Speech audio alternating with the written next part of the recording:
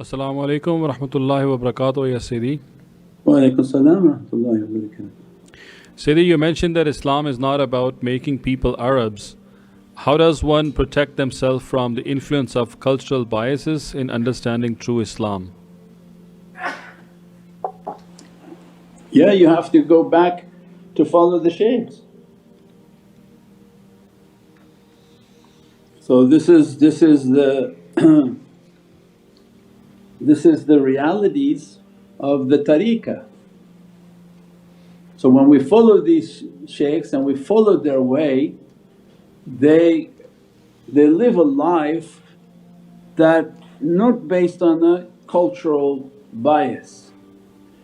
So subcontinent culture, its basis was based on Hindu caste systems.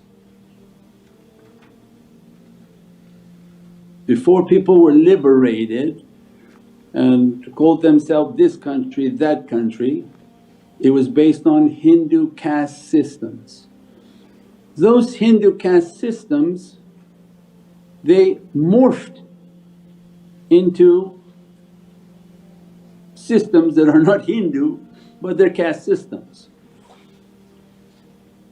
So why you have Brahwi, why you have Balawi, Alawi, Naqshbandi, Deobandi, they're not tariqas. Naqshbandi is a tariqa, means it's a school of thought. But many different firqa began to open based on a caste understanding, based on a wealth, based on a status, based on where you lived. Oh, you're from that area, oh you're with those guys, we're from this area. So all of that is based on caste. So that's what happens when culture began to enter into Islam.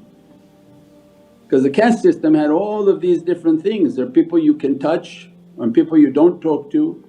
Then they say, oh this group, this Islamic group, they're all professors, they don't sit with other people because they're all just professors, they like to sit with each other and they talk about each other with Islam. This is how culture enters into Islam and then it calls itself something else but its roots was from caste. So that's not an Islamic system, that's why the tariqah doesn't have that. The tariqahs have a school of thought and they love each other, that Qadri, Suharwardi, Naqshbandi, they all sit together because these are the gardens of Muhammadun Rasulullah. The only difference they have is how they want to take people to realities, and they all must be based on the world of light. But these other firqa, they're not, they're all external groups that fight and battle and beat but that's a caste system. And they come from different areas, different neighborhoods, this street, that street. And that's when culture sort of comes into Islam and it's not a part of Islam. And then the culture within also the Hindu systems into the disrespect for women, which was not a part of Islam. We would go to places and the men would eat, after the men ate then the women were allowed to come to the table and eat what's left over, which was not an Islamic custom.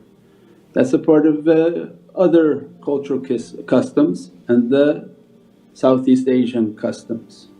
So Islamic custom was not that.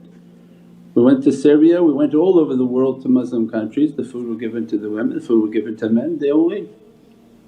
So this is when you see the strong cultures impose their belief on Islam, say, this is Islam, and the rest of the world looks and says, oh this is heavy duty. But no, that's not true, that was not the Islam. That's the fragrance of Islam when it entered into those regions. Unfortunately it kept a lot of those cultural understandings. So that's when it becomes difficult, and that's usually with external. Tariqas, they began to dissolve those. As soon as these people would follow tariqas, they would follow a shaykh and the shaykh would say, immediately give them food. What do you mean having them sitting there like that?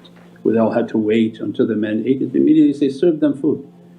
So they abolished those and they told people, stop making these sort of lines and barriers. So then you would see that the ones that went into tariqas, then a lot of the cultural biases should have been brought down, inshaAllah. But this is the great opportunity within the West. that not to bring those cultural barriers, not to bring these cultural divisions, and that to uphold the way of Prophet and the way of light and rahmah and mercy and compassion. Because again, a part of the caste system, they don't think you can pray for people, you can't give food to people, you can't do anything except the person has to be a believer. But who is a believer? They could say they believe and they don't really believe, and you could say somebody else they don't have a belief but they do have a belief. So tariqah comes from the world of light and said, no, Allah's rahmah and mercy, be merciful, be kind, be loving, be open and accepting of people, inshaAllah.